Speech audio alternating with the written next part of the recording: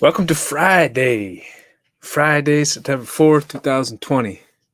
I am wearing a bright orange shirt and realizing how difficult it is to wear new clothes every single day for a show. Goodness.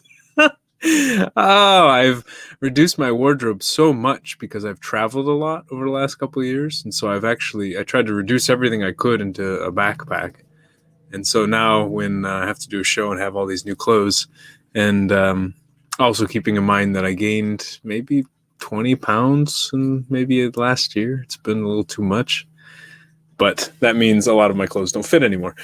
Anyways, I was lucky enough last year to go out to an alumni event for the University of Illinois, and they gave me a free t-shirt. So I have my University of Illinois alumni free t-shirt on. Fighting Illini. I don't know how I feel about the mascot anymore, but I like the university, Champaign-Urbana, Illinois. Today, what did I want to talk about? I want to talk about how we can end up hating certain groups and how sometimes it can be really confusing to people on the outside. Like for us it makes sense why we dislike certain groups, but for other people they have no idea and it just doesn't compile. So for example, I was talking, I was interacting with someone on Twitter the other day, and basically got down to a conversation where they said that they have no respect for government workers. And it kind of confused me. Like, okay, it really confused me. Because maybe I can understand someone who works in business or works in kind of the private sector not respecting the work ethic of somebody in the government office, the assumption that people in government are lazy, that people are doing this. I maybe expect that, or maybe that the business person had a lot of struggle interacting with local government, that the government would just delay and seem to run around in circles in a lot of their democratic decisions versus the more streamlined hierarchical decision-making process in most companies. I could see that. But I guess this idea of having no respect, especially for a lot of the government workers at the federal level, it baffles my mind. I mean, no respect for the people who work in the FBI, for the people who work in the CIA, for people who work at the post office, in the postal service, or the people who work in the IRS. Like, no respect?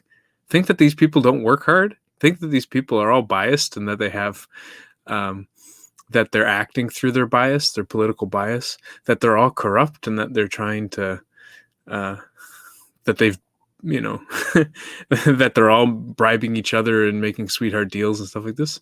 Really? All of them in government? Like the government employees, not the elected officials? I mean, maybe the elected officials, I can kind of understand why people would have that perspective because of the wheeling and dealing and the political ads and the attacks and the ads and stuff like that. But the employees, I guess, it's one of those things for me, it just baffles my mind. Like, I don't look at the people who work in the IRS and go, oh, they're lazy. No, I'm scared of the people in the IRS because I think they're not lazy. I think they're actually quite efficient and quite diligent. And I would say the same thing for the FBI. I think most of the people who work in the FBI are very diligent. For the people who work in the State Department, I know to become an employee at the State Department, one has to pass the Foreign Service Exam, I think it's called. And I remember, studying international studies at the University of Illinois, people telling me that there's a very hard test to pass. Like, to do well on the test was very difficult. And so I just find it hard to believe that the people who go into the government are the ones who aren't good. Like they either have bad intentions or they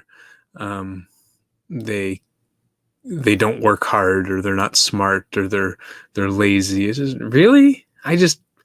That hasn't been my experience.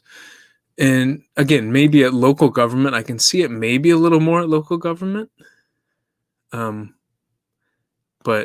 in some of these federal agencies, really? Like, so I'm curious about how some of us can get to the point where we distrust people, or we have these blanket statements on groups of people.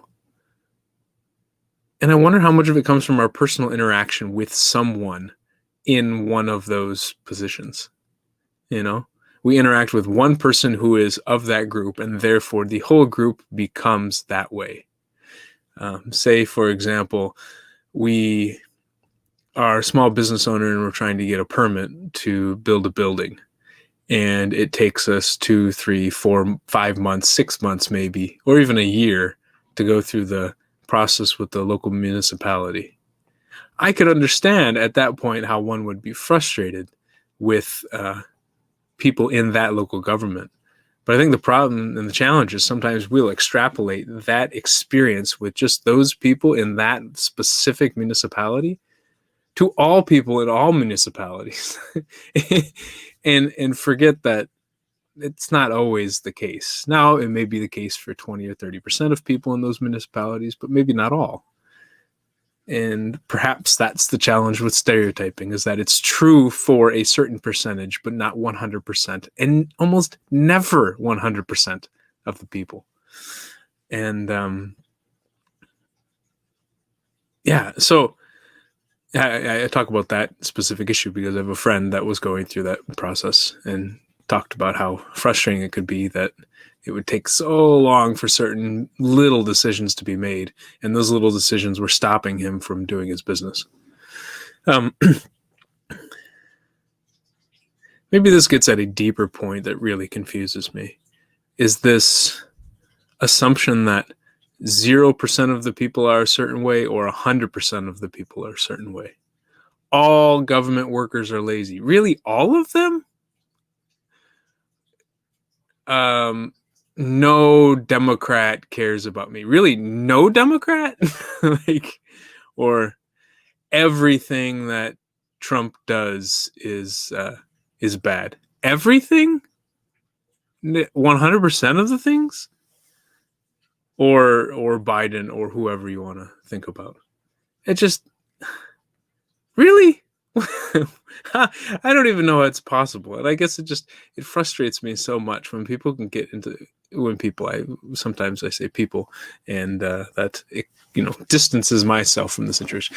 I think it frustrates when we, the people, can assume 100% or 0% of something, that something is all or nothing, that something is black or white, up or down, and it is completely this or completely that. It just doesn't make any sense. Is it really? Is it really? I haven't found a good way to challenge people on this because I don't think people like to be challenged in that way. Oh, you don't care about this. One happened to me. Oh, you don't care about me at all. And I said, at all? You think I don't care about you at all? Really, at all? Come on. Like, I 100% don't care about you?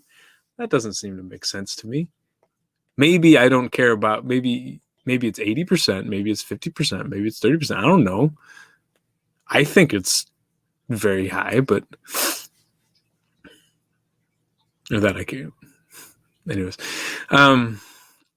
Yeah, so I see this happening more and more in a lot of our political discussions where it's all Democrats or socialist or baby killers, or, oh, and all Republicans are racist, or all, you're either on my team or you're against me, you're this or you're that. It's like, wait, what?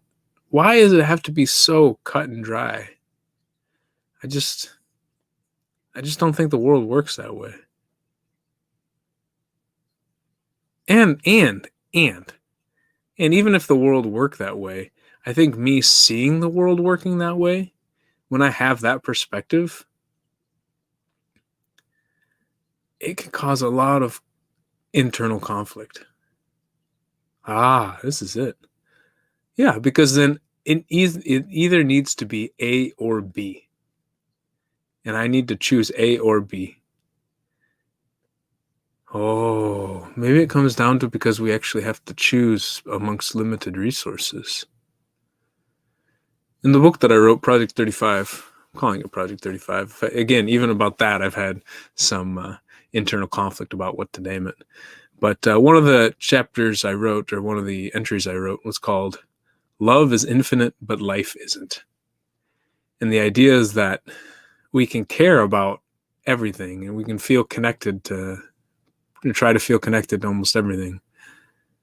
But at the end of the day, our resources are limited. We only have so much time. We only have so much energy. We only have so much attention to give. And we, despite people saying that they're very good at multitasking, there have been many, many, many studies saying that no, we just constantly switch from one to another. So we're not able to focus on many things at the same time. We just shift our attention from one thing to the other thing. And so constantly having to make a this or that decision, I wonder how that impacts our perspective, that if I've made this decision, therefore I don't care about that, or I don't want that. I don't know. When I go to a restaurant, I have to choose which meal do I want, whether it's lunch or dinner. Oh, do I want this or do I want that? I have to make a choice. But just because I choose the tacos doesn't mean I didn't want the burritos. Like, I wanted both. And side note, I hope too many of you, I hope you're not too offended when I say tacos instead of tacos. It's hard for me. Or the burritos. It's I know some people get annoyed when somebody will be speaking English and will say the foreign word with the foreign accent, but I don't try to. I speak Spanish. I speak some other languages, and so like when a word like that comes up, like tacos, it hurts. Like because in Spanish there's no it's a tacos. And if I even say tacos, people are, burrito. Maybe this even ties back in that people are like, no, you are speaking English. It needs to be 100% English. Speak English. It has to be an English accent the whole time. No, you're not allowed to mix the accents. No. What are you doing? No, stop doing it. Are you trying to be cool? You're trying to pretend like you know everything that's going on? No, I rarely hear other people say burrito, or I rarely say it myself. And so when I say burrito, it's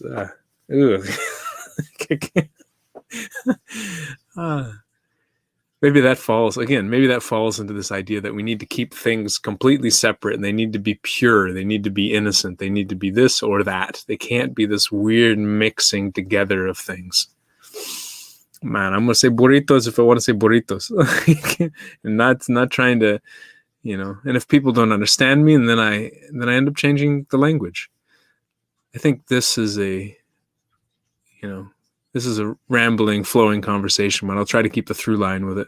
But when I was in Tanzania, I lived there for about a year and a half, and Tanzania is an interesting place because they're like, from a language standpoint, while many of them are learning English, a lot of the English they learn is from American television in some ways, I think, or like movies and songs and stuff, like most of the world, really. And but they also had the British influence. And so one thing I noticed is that when they would write, or when they would write papers or things like this, sometimes they'd use the American spelling and sometimes they'd use the British spelling.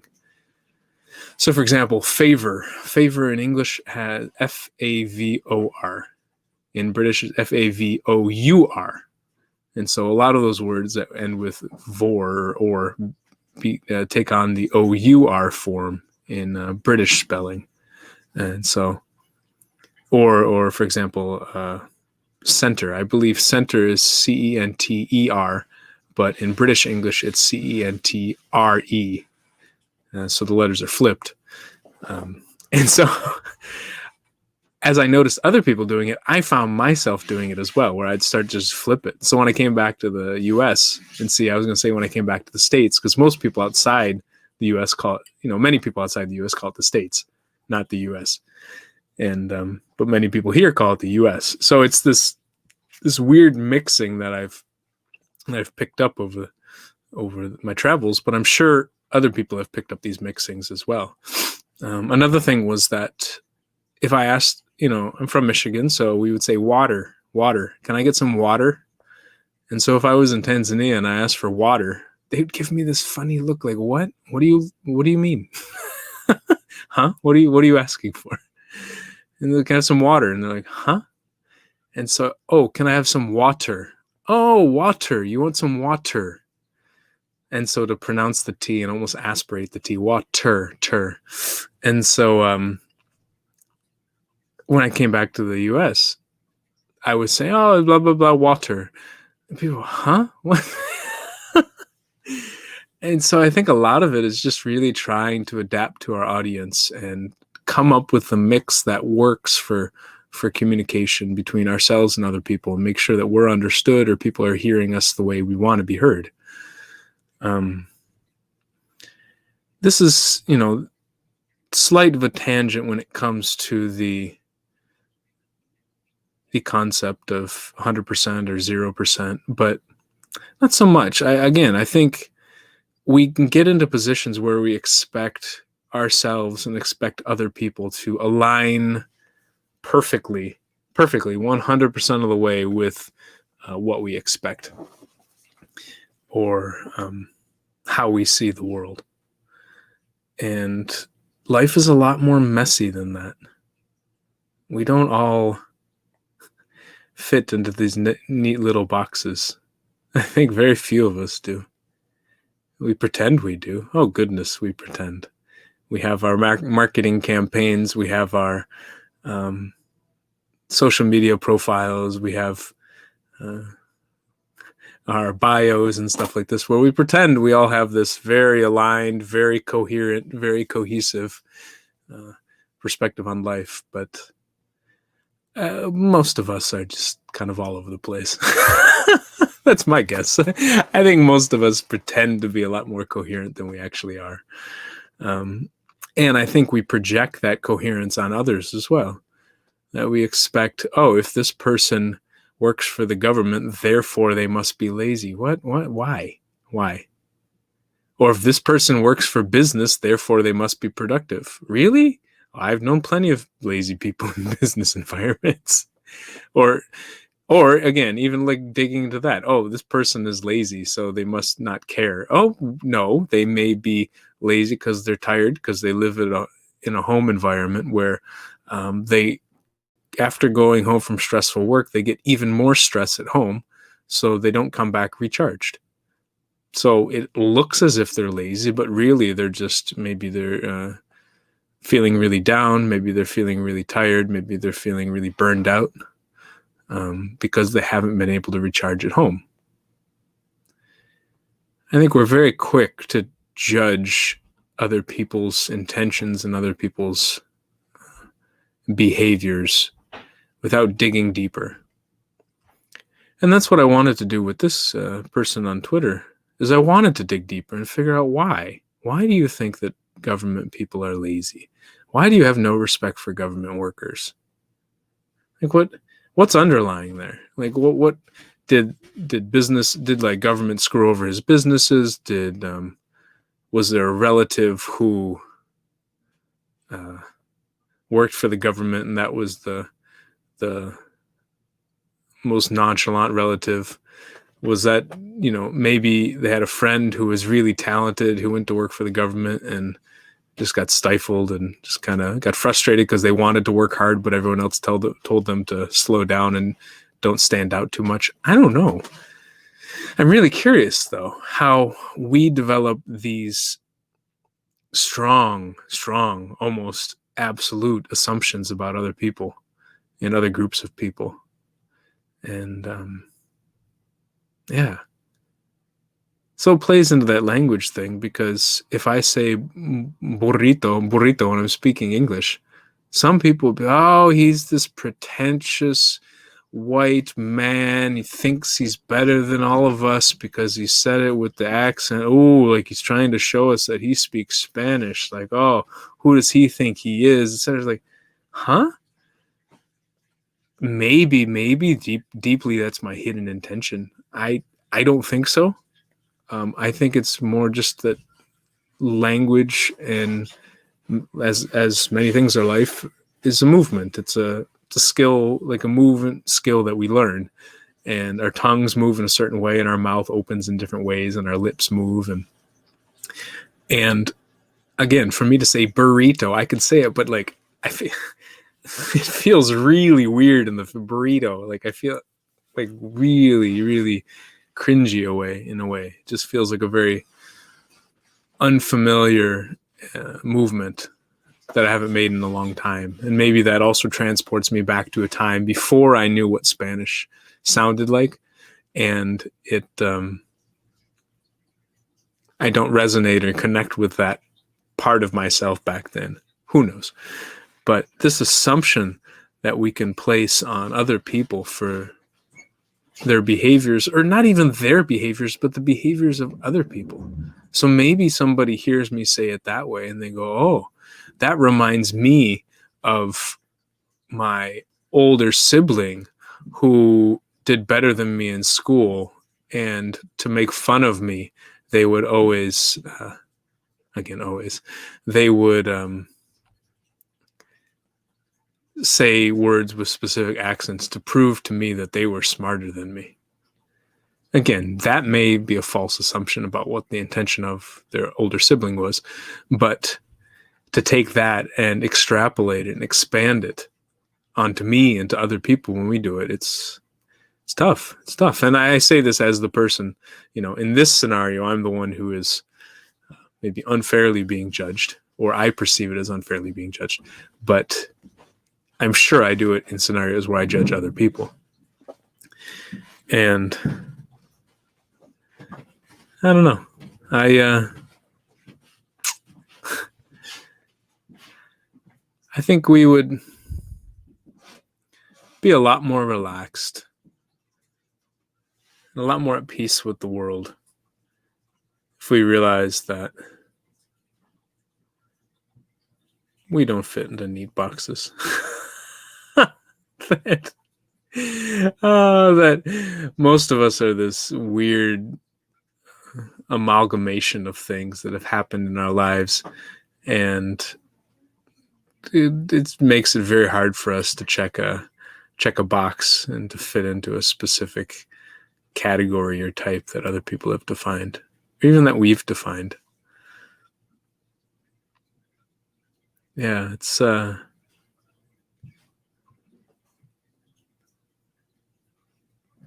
I think they talk about this a little bit in they could call it intersectionality. I think that's what it's called. So even then I say that, and some people may be like, oh, he doesn't know what he's talking about with intersectionality. Why is he talking about that? Who is he as a white man to talk about intersectionality? So these are a lot of fears that I project, but also emotional reactions I've received from other people. But this idea that we have many different identities that all intersect, and many different beliefs and many different attitudes and behaviors that all kind of come together and mix together and represent different parts of us. And so someone may look at a government worker and go, oh, government workers are all lazy and they're all corrupt. But then there may be a government worker who runs ultra marathons. How is someone who runs ultra marathons lazy? Are they lazy? I mean, maybe they have a lot of productivity in one aspect of their life, and then at work they don't work very hard. But maybe they are very diligent at work. Can someone be a government worker and be a diligent worker? Can those two like identities intersect? I think so. Can a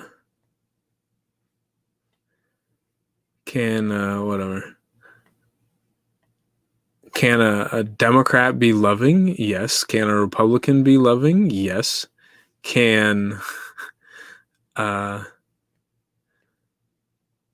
a grandmother be a DJ? Of course.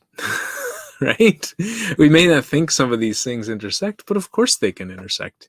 Maybe the percentage chance of them intersecting is quite low, but that doesn't mean it doesn't happen. And what I don't like about this idea of like something being 0% or 100% is that it doesn't leave a lot of room for change or growth. It locks us and other people into specific categories and almost keeps us there. Because if, like, for example, if I call somebody a Trump supporter, that locks that identity into them. If I say it's someone who currently supports Trump, or someone who previously supported Trump, or somebody who might support Trump, it gives them a lot more flexibility to change their mind.